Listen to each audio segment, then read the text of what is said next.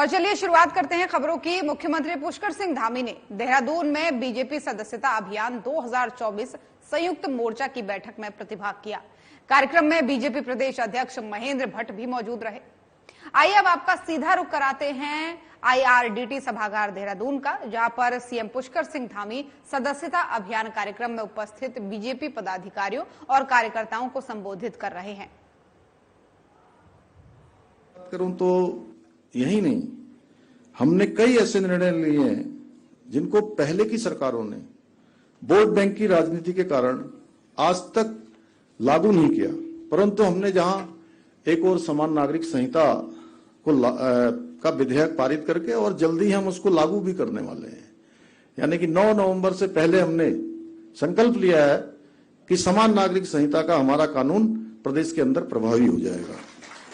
वहीं हमने धर्मांतरण को लेकर देवभूमि की अस्मिता की रक्षा करने का भी एक बड़ा काम किया है, जिससे कि राज्य का जो मूल स्वरूप है वो मूल स्वरूप बना रहे और आने वाली पीढ़ियों को भी हम ये कहीं ना कहीं देवभूमि का स्वरूप बनाकर उनको विरासत में आगे बढ़ाने का काम करेंगे।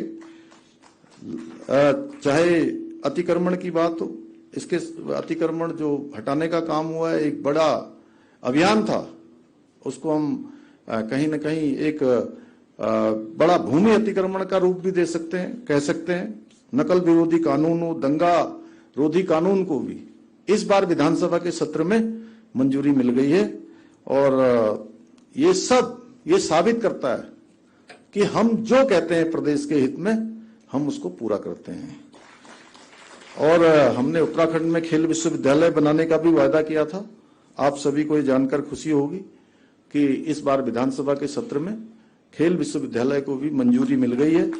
इसके साथ ही अनेक कई निर्णय लिए हैं। साथियों, इस वर्ष निकाय के भी चुनाव होने हैं, हमारे केदारनाथ विधानसभा में उपचुनाव भी होना है। मुझे पूरा विश्वास है कि आप सभी कार्यकर्ता बंधु इन सभी चुनाव में हमेशा की तरह अपना पूरा योगदान देंगे। केंद्र सरकार के कार्यों के साथ साथ हमारे प्रदेश की सरकार द्वारा विकास, सुशासन, रोजगार तथा उत्तराखंड की विशिष्ट संस्कृति को बचाने के लिए जो अनेक कार्य किए जा रहे हैं, उन कार्यों के बारे में भी, उन कार्यों को जन जन तक पहुंचाने का माध्यम आप सभी हैं और आप लोग उनको जागरूक करेंगे। अभी आप सब लोग बांग्लादेश के हालातों से भली भांति परिचित हैं, वहां किस तरह धर्म और जाति के नाम पर हिंसा हो रही है और हम सब लोग उन घटनाओं से प्रत्यक्ष रूप से हो या अप्रत्यक्ष रूप से हो, हर प्रकार से जुड़े हुए हैं। जिस तरह केंद्र सरकार के जो भी फैसले होते हैं, जो भी जनहितकारी फैसले होते हैं, उन फैसलों पर लोगों को, एक समुदाय विशेष के लोगों को षड्यंत्र बताकर कि उनको भरमाने का काम हो रहा है, इसके बावजूद विपक्ष के लोग एक शब्द भी बोलने को तैयार नहीं है। आपने देखा, जो समय समय पर कोई कैंडल जुलूस निकालते थे, कोई मौन जुलूस निकालते थे, एक मंडली थी जो अक्सर जो है कोई भी कहीं देश दुनिया में घटना होती थी तो मौन जुलूस निकालना शुरू कर देते थे, कैंडल मार्च निकालना शुरू कर देते थे। आपने देखा बांग्लादेश की घटना पर किसी ने जुलूस निकाला क्या? ये केवल प्रश्न मेरा नहीं है, ये प्रश्न हम सबका है। मुझे लगता है कि मेरे ध्यान में आया तो ये आपके भी ध्यान में आया होगा कि आखिर क्यों ये प्रश्न, इसका उत्तर कौन देगा जी? इसका उत्तर भी हम सब लोगों को समाज के साथ मिलकर खोजना होगा। अगर मिलकर खोजेंगे तो निश्चित रूप से इसका जवाब मिलेगा। हमें धर्म जाति के नाम पर बांटने वाली जो ताकतें हैं, उन ताकतों के खिलाफ भी एकजुट होना है और हमें जो बांग्लादेश में हिंदुओं के साथ अत्याचार है उसके विरुद्ध भी संगठित होना है, जिससे कि अन्यथा इस प्रकार के हालात भविष्य में हमारे देश के अंदर भी पैदा हो सकते हैं। इसके लिए भी देवभूमि का मूल स्वरूप बचना चाहिए। इसमें भी आप सबकी बड़ी भूमिका है। भाइयों बहनों, हमारा युवा उत्तराखंड है, अब एक नए जोश और नए उमंग के साथ निरंतर आगे बढ़ रहा है। हम सभी जो कार्यकर्ता यहाँ संयुक्त मोर्चे की बैठक में आए हैं, इस बैठक से जाकर गांव, गरीब, किसान, दलित, पीड़ित, वंचित, शोषित, आदिवासी, युवा एवं महिलाओं के सशक्तिकरण के लिए, किसानों के सशक्तिकरण के लिए निरंतर काम करने का एक संकल्प लेकर, एक सौगंध लेकर और एक शपथ लेकर यहां से जाना है। और हमें आज इस बैठक के द्वारा विकल्प रहित संकल्प भी लेना है। हम बाबा केदार की धरती से, जो हमारे प्रधानमंत्री जी ने, जो उनके मुख से ये शब्द निकले थे कि 21वीं सदी का तीसरा दशक उत्तराखंड का दशक होगा, उस दशक को बनाने के लिए हम सबको अपनी भूमिका का निर्वहन करना है।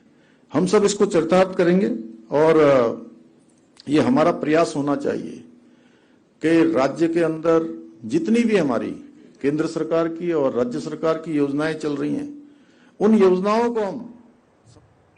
और इसी खबर पर ज्यादा जानकारी के साथ कमल शर्मा, ब्यूरो चीफ उत्तराखंड से हमारे साथ फोन लाइन पर जुड़ गए हैं। कमल जी, जानना चाहेंगे जो सदस्यता अभियान बीजेपी चला रही है, इसका उद्देश्य क्या है और क्या कुछ सीएम धामी इसको लेकर के कहना चाहते हैं? हाँ ज्योति, जो कहें तो भारतीय जनता पार्टी ने एक सदस्यता अभियान शुरू किया और वो 2 सितंबर से उसकी शुरुआत होगी और उसके लिए एक नंबर भी जारी किया जाएगा। भी आज मैं जो समझता हूं कि जो लगातार हम बात कर रहे थे जो लोकसभा चुनाव की, और जिसमें था कि 400 पार, वो कहीं ना कहीं जो 400 पार वाला था वो 400 क्या 300 पार भी नहीं पाए और 240 पे जाके अटक गए। तो मुझे अब लगता है कि भारतीय जनता पार्टी का यही प्रयास है कि और अधिक सदस्यों को बढ़ाया जाए, भारतीय जनता पार्टी के और लोगों को सदस्यता के माध्यम से पार्टी से जोड़ा जा सके। क्योंकि ऐसे अब भारतीय जनता पार्टी के ये जो सदस्य अभियान है, इससे ये और अगर हम कहें तो लग रहा है कि जो हमारे सदस्य हैं वही इतने अधिक हो जाए कि हम जो सदस्य अगर हमें वोट डाले, भारतीय जनता पार्टी को चुनाव के समय डाले, तो हमारा बहुमत से आंकड़ा कहीं और अधिक हो जाए।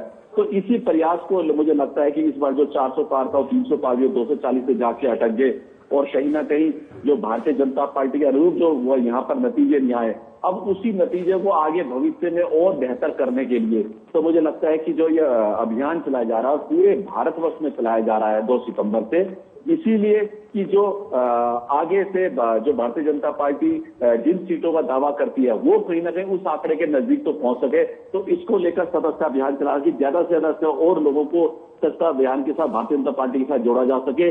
जो हम बहुमत का आंकड़ा जो हम चुनाव में हम चाहते हैं वो कहीं ना कहीं पूरा हो, जो इस बार बिल्कुल नहीं हो पाया, कहीं ना कहीं भारतीय जनता पार्टी के मुताबिक बिल्कुल नहीं हो पाया। जो ये सोच रहे थे कि इस बार हम 400 पार होंगे और 240 पर अटक गए। यानी ये कहा जा सकता है कमल जी कि सीधे सीधे बीजेपी अपना वोट बैंक बढ़ाना चाहती है। इसमें युवाओं को भी मेन तौर पर रखा गया है, कई जगहों पर युवा सदस्यता ग्रहण समारोह चलाया जा रहा है कई राज्यों में। तो ये क्या कहा जा सकता है कि सीधे तौर पर बीजेपी अपना वोट बैंक बढ़ाना चाहती है? बिल्कुल ज्योति, जिस हिसाब से इनको अब दोबारा फिर सदस्यता अभियान की एक आवश्यकता पड़ी है, लोगों को और जोड़ने की आवश्यकता पड़ी, तो उससे यही लगता है कि अगला चुनाव 2029 का माने 2024 है। अगर पूरी 5 सरकार एनडीए की चलती है तो 2029 में चुनाव होगा। उस टाइम क्या स्थिति बनती है कि मोदी के नाम पे या मोदी चुनाव लड़ेंगे, या जिस बार तो ये भी होता है कि मोदी के नाम पे वोट दे रहा है, मोदी आपकी बार 400 पार, उस टाइम क्या 2029 में होती है स्थिति और कौन वहां भारतीय जनता पार्टी के नेता के नेतृत्व में चुनाव होता है, यह भी कहना बड़ा मुश्किल होगा। इसीलिए भारतीय जनता पार्टी अभी से तैयारियां शुरू कर रही है कि अपना वोट बैंक बढ़ाया जा सके, कि अगली बार जब चुनाव के टाइम कहीं ना कहीं जो हमारा आंकड़ा है, हम आंकड़े के आसपास जरूर पहुंच सके। इसीलिए कहा जाता है कि बीजेपी एक दूरगामी सोच वाली पार्टी है, वो पहले से ही तैयारियां करती है। फिलहाल बहुत बहुत धन्यवाद आपके तमाम सारी जानकारियों के लिए। तो यहां पर रुकेंगे एक छोटे से ब्रेक के लिए, जल्द हाजिर होंगे।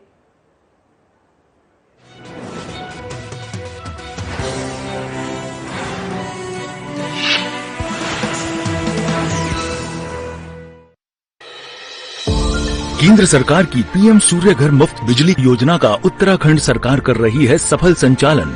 उत्तराखंड सरकार ने इस योजना के तहत 300 गांवों को किया है चिन्हित, जिन्हें बनाया जा रहा है सोलर ग्राम। तो वहीं शहरों में भी लोग इस योजना का उठा रहे हैं खूब लाभ। उत्तराखंड सरकार की तरफ से चलाई जा रही उत्तराखंड सोलर सब्सिडी योजना के अंतर्गत रूफटॉप सोलर लगवाने पर मिल रही है 2 गुनी सब्सिडी। स्वच्छ एवं नवीकरणीय ऊर्जा की दिशा में सरकार का ये ऐतिहासिक कदम आम लोगों को आ रहा है खूब पसंद। मैंने यहाँ पर प्रधानमंत्री सूर्य घर योजना के अंतर्गत 3 किलोवाट का सोलर प्लांट लगाया है। मेरे को इस पर केंद्र सरकार और राज्य सरकार दोनों तरफ से सब्सिडी मिली है। जब से मैंने एक प्लांट लगाया तब से मेरा बिजली का बिल शून्य हो गया है और ग्रिड को कुछ यूनिट मेरी जो है यहाँ से एक्सपोर्ट भी हो रही है। सरकार द्वारा इस योजना के तहत 1 किलोवाट क्षमता वाले सिस्टम के लिए लागत का 50% और 2 किलोवाट के लिए 65% तथा 3 किलोवाट के लिए केंद्र से 85,800 और राज्य सरकार से 51,000 रूपए की दी जा रही है सब्सिडी। अगर आप भी बिजली का बिल जीरो करना चाहते हैं तो pmsuryaghar.gov.in पर कर सकते हैं ऑनलाइन आवेदन। इस योजना की खासियत ये है कि उपभोक्ता अपने घर की छत पर ही सोलर पैनल सिस्टम स्थापित करके बिजली उत्पन्न कर सकते हैं। अगर उत्पन्न बिजली घरेलू खपत से अधिक है तो उसे सरकार द्वारा निर्धारित दर पर खरीदा जाएगा। उत्तराखंड सरकार का अगले 3 वर्षों में सौर ऊर्जा प्लांटों के जरिए 2500 मेगावाट बिजली उत्पन्न करने का है लक्ष्य। सौर ऊर्जा से देश भर में 1 करोड़ घरों को 300 यूनिट मुफ्त बिजली मिलेगी। आत्मनिर्भर भारत के संकल्प को पूरा करता उत्तराखंड, ऊर्जा प्रदेश की राह में तेजी से आगे बढ़ रहा है उत्तराखंड।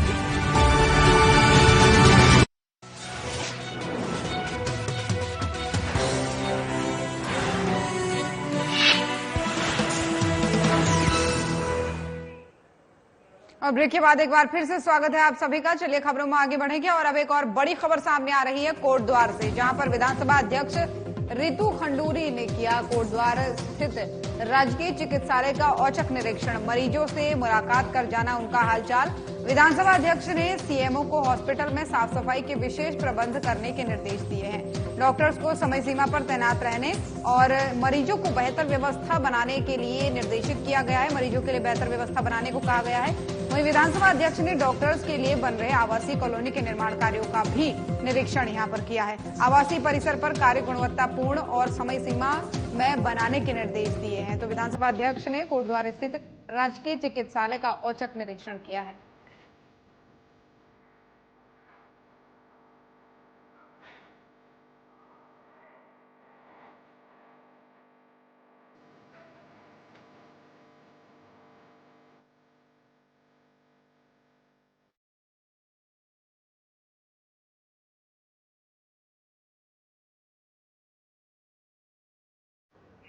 अब रामनगर में बीजेपी के सदस्यता अभियान संगठन पर्व के तहत मंडल कार्यशाला अभियान कार्यक्रम आयोजित किया गया, जिसमें विधायक दीवान सिंह बिष्ट, मुख्य वक्ता प्रदेश महामंत्री खिलेंद्र चौधरी और मंडल अध्यक्ष मदन जोशी सहित बीजेपी कार्यकर्ता मौजूद रहे। इस दौरान मंडल अध्यक्ष मदन जोशी ने बताया कि सदस्यता अभियान कार्यशाला का आयोजन हर 6 साल में किया जाता है।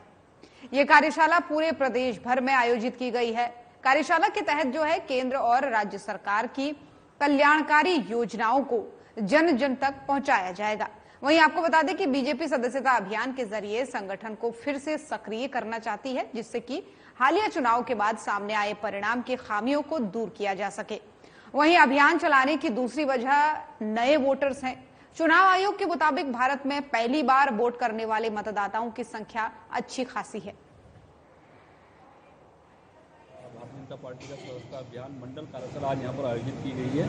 तो पूरे प्रदेश में हर मंडल में कार्यशाला आयोजित हो रही है। हमारे मुख्य वक्ता जिला अध्यक्ष प्रताप जी और मंडल के प्रभारी जीत अग्रवाल जी पहुँचे हैं। तो सदस्यता का ये अभियान है, हर 6 साल में होता है। तो ये पर्व है, संगठन का पर्व। तो 2 तारीख से ही प्रधानमंत्री नरेंद्र मोदी जी इसमें सहायता लेंगे, फिर उत्तराखंड के मुख्यमंत्री सहायता लेंगे। तो उसकी कार्यशाला यहाँ पर आयोजित की गई है। और इसी खबर पर ज्यादा जानकारी के साथ रामनगर से हमारी संवाददाता विमला अधिकारी हमारे साथ जुड़ रही हैं। विमला, आपसे जानना चाहेंगे ये जो कार्यशाला का आयोजन हुआ है, इसका उद्देश्य क्या है? कितने दिन की ये कार्यशाला है? क्या बीजेपी का उद्देश्य है इस कार्यशाला के जरिए लोगों तक पहुंचाने का? विमला, मेरी आवाज आप तक पहुंच पा रही है? चलिए, तकनीकी खामी के कारण नहीं जुड़ पा रहे हैं, दोबारा से अब प्रयास करेंगे। तो रामनगर से खबर आपको बता रहे हैं, जहां पर बीजेपी ने कार्यशाला का आयोजन किया है। बताया जा रहा है कि हर 6 साल में इस कार्यशाला का आयोजन होता है और इस बार इस कार्यशाला को करने के पीछे बीजेपी का मेन मकसद जो है वो बीते दिनों हुए लोकसभा चुनाव में कम वोटिंग और कम सीटें मिलने के कारण है। चुनाव आयोग के आंकड़े के मुताबिक इस साल सबसे ज्यादा यानी इस बार सबसे ज्यादा नए वोटर्स जुड़े हैं, तो उनको साधने का प्रयास भी बीजेपी करेगी और हर 6 साल में बीजेपी की ये कार्यशाला का आयोजन होता है।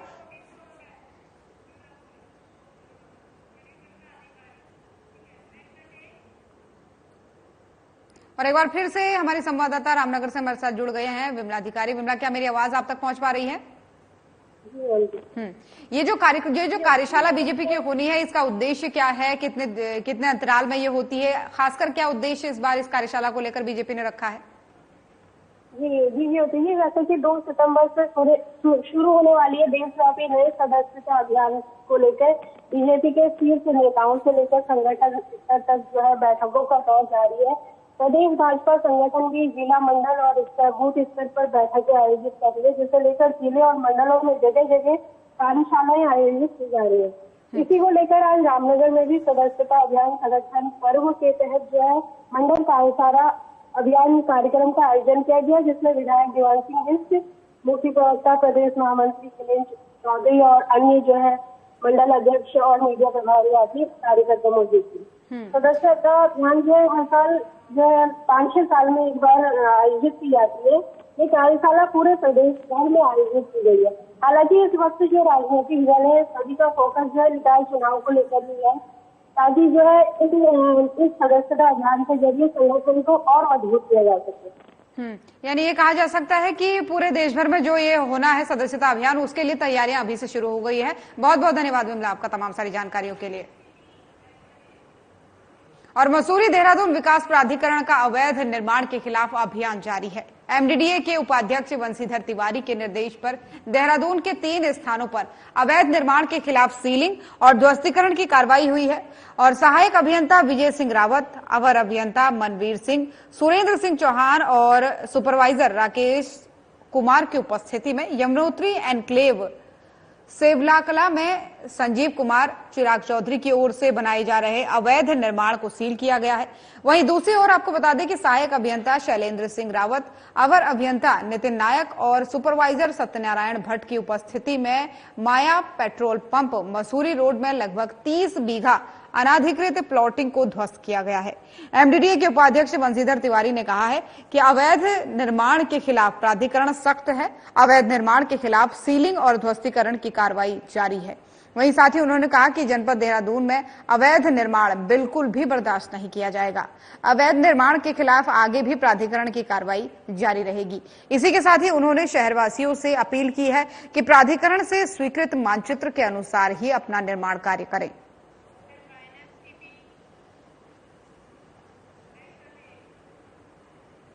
और महिला कांग्रेस की ओर से कांग्रेस भवन में कार्यकर्ता सम्मेलन का आयोजन किया गया, जिसमें कांग्रेस पार्टी की रीति नीति और उसके इतिहास पर चर्चा की गई। वहीं देश में महिलाओं पर हो रहे अत्याचार को लेकर के सरकार को कटघरे में खड़ा किया गया है।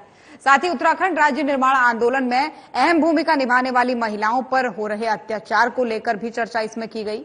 आपको बता दें कि इस अवसर पर शहर कांग्रेस अध्यक्ष अमित गुप्ता ने कहा कि कांग्रेस पार्टी की स्थापना देश की आजादी के लिए 28 दिसंबर 1885 को की गई थी।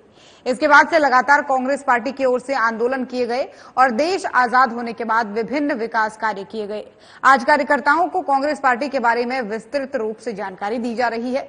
वहीं शहर कांग्रेस अध्यक्ष जसबीर कौर ने कहा कि आज जिस प्रकार से बेटी बचाओ बेटी पढ़ाओ का नारा देने वाली बीजेपी सरकार के राज में महिलाओं पर अत्याचार हो रहा है, उस देश में महिलाएं कहीं भी सुरक्षित नहीं हैं। उन्होंने कहा कि पूरे प्रदेश में सड़कों की स्थिति बदहाल है। मसूरी में सीवर लाइन बिछाने के बाद भी स्थिति और बिगड़ गई है। माल रोड के सौंदर्यीकरण के बाद जगह जगह पर पानी भर रहा है और लोगों को काफी परेशानी हो रही है। हर्ष का विषय है कि महिला कांग्रेस मसूरी द्वारा आज महिला कांग्रेस का सम्मेलन, मतलब पूरे ही कांग्रेस का सम्मेलन है, कार्यकर्ता सम्मेलन है 1 दिन का, और इसमें कांग्रेस के इतिहास पर चर्चा की जानी है।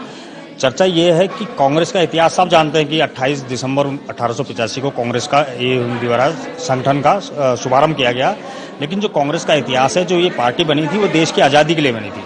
देश को आज़ाद कराने के लिए एक संगठन की जरूरत थी, तब इस पार्टी का गठन हुआ था। यहाँ पर कांग्रेस कार्यकर्ताओं का 1 दिवसीय सम्मेलन रखा है, जो कि महिला कांग्रेस द्वारा आयोजित किया जा रहा है, और हमने ये कोशिश की है कि सब कांग्रेसी यहाँ पर इकट्ठे हों और जितनी भी जनता है, हमने सब जनता को यहाँ पर बुलाया, आमंत्रित किया है कि हम जो भाजपा की जन विरोधी नीतियां हैं उनके बारे में उनको अवगत कराया जाए, क्योंकि जनता, हमारा युवा, हमारी महिलाएं वो भटक रही हैं इधर उधर, क्योंकि जो इनकी नीतियां हैं वो कहीं धरातल पे कोई नीति नजर नहीं आ रही, कोई इनकी जो भी इन्होंने काम किए कोई धरातल पे।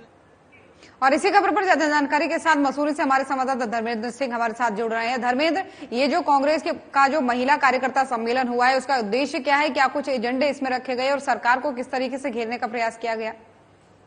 जी बिल्कुल, जो आज महिला कार्यकर्ताओं द्वारा, जो महिला संगठन है कांग्रेस पार्टी का, इनके द्वारा एक आयोजन किया गया है कार्यक्रम का। इसमें सभी कांग्रेस के कार्यकर्ता, जो महिला पुरुष जितने हैं, जो शहर कांग्रेस से सभी लोग यहाँ आए हैं।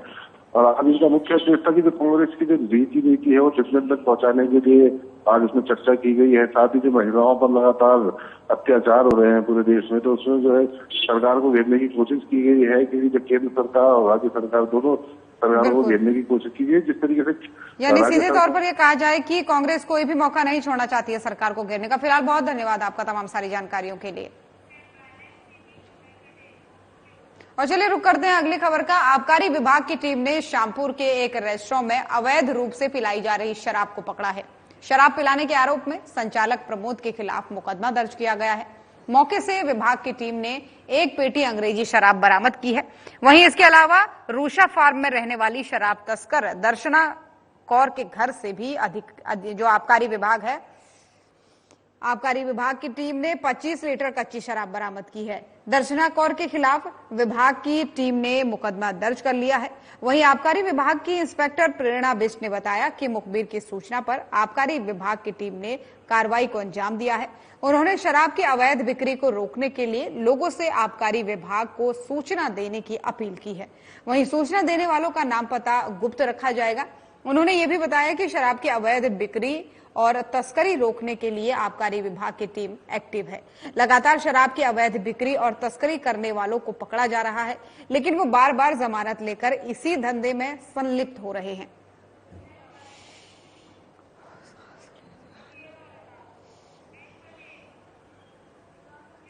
और आयरलैंड से लक्ष्मण झूला जन्माष्टमी पर घूमने आई एक महिला से छेड़छाड़ का मामला सामने आया है। शिकायत मिलने पर पुलिस ने आरोपी के खिलाफ मुकदमा दर्ज कर अपनी जांच शुरू कर दी है। वहीं पुलिस का दावा है कि जल्द ही आरोपी को गिरफ्तार किया जाएगा। और लक्ष्मण झूला थाना पुलिस के मुताबिक आयरलैंड निवासी एक महिला ने पुलिस को सूचना दी कि वो जन्माष्टमी पर अपने साथियों के साथ घूमने के लिए आई और थाना क्षेत्र के अंतर्गत आश्रम में रुकी हुई है। दोपहर के समय एक युवक ने पहले उसे बुरी नजर से देखा और फिर अचानक उसके साथ छेड़छाड़ करनी शुरू कर दी। किसी तरह से युवक के चंगुल से बचकर भाग निकली और अपने साथियों के साथ पहुंची, जिसके बाद से सूचना देकर पुलिस को मौके पर बुलाया गया। पुलिस ने पूछताछ करने के बाद से मामले में लिखित शिकायत ली और आरोपी के खिलाफ मुकदमा दर्ज किया। वहीं लक्ष्मण झूला थाना प्रभारी निरीक्षक रवि सैनी ने बताया कि आरोपी की पहचान युगवीर सिंह निवासी किमसार यमकेश्वर जिला पौड़ी गढ़वाल के रूप में हुई है। पुलिस ने अपनी जांच शुरू करते हुए आरोपी को गिरफ्तार करने के प्रयास भी शुरू कर दिए हैं। जल्द ही आरोपी को गिरफ्तार कर कोर्ट में पेश किया जाएगा।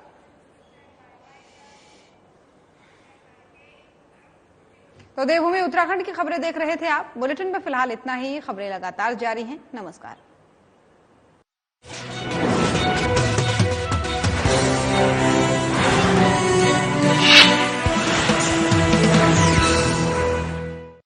क्या आप खाते पीते तो बहुत हैं